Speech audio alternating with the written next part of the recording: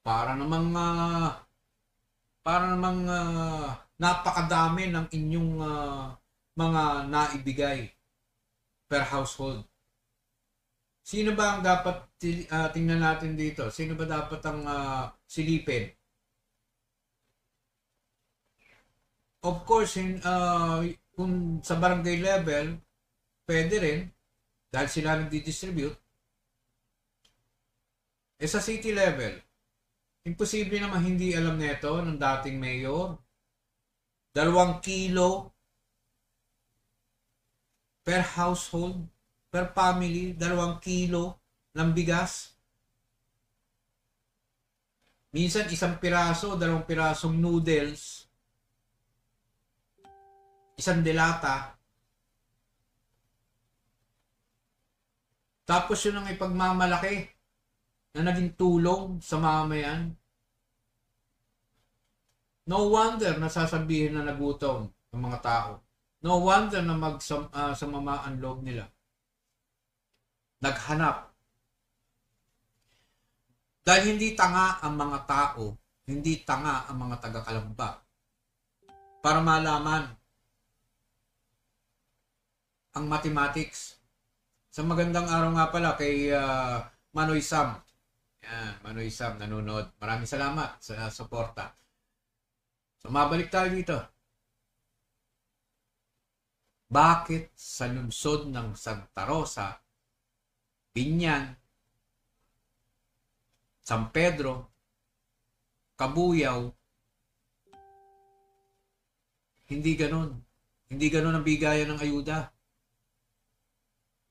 Considering na ang Kalamba ay nasa top 12 pinakamayaman na lungsod, hindi nakuhang mapakain ng maayos ang mga residente noong panahon ng pandemic, tapos sasabihin may guidelines. E di sana magmula Kabuyaw hanggang San Pedro natanggal na lahat ng mga empleyadong gumanap sa kanilang tungkulin. Regardless of the guidelines, may hatid lang ang sapat na ayuda sa mga tao.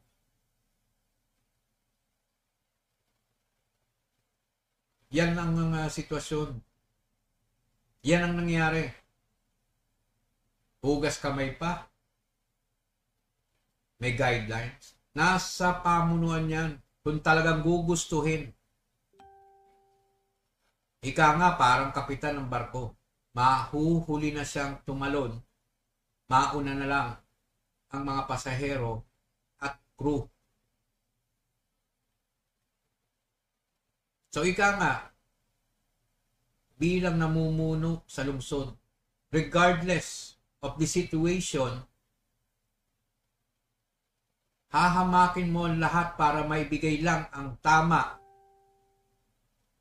gusto at wasto na tulong sa mamayan.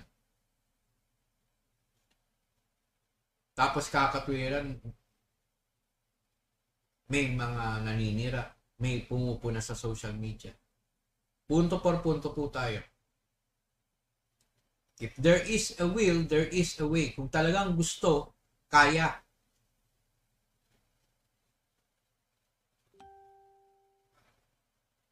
Napakahirap po ng pagkakataon na yun. Pero ano po nangyari? Ay talagang wala. Ginawa po namin lahat. Nagtuloy-tuloy naman po kami. Pero nang ibabaw po ang paninira sa amin. Bakit po? Sapagkat nung panahon na yun, pumasok na rin ang taon ng politika.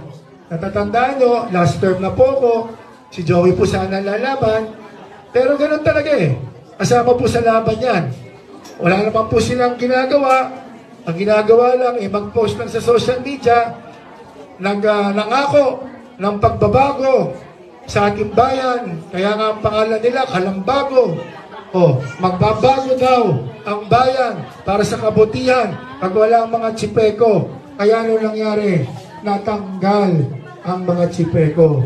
Nawala si Mayor Timmy Chipeko. Hindi nakalusot si Joey Chipeko. Ang guluhan natin. Yan. Punto per punto. Sinasabi, yan, katulad na sinasabi nga, Kaya raw natalo dahil sa paninira.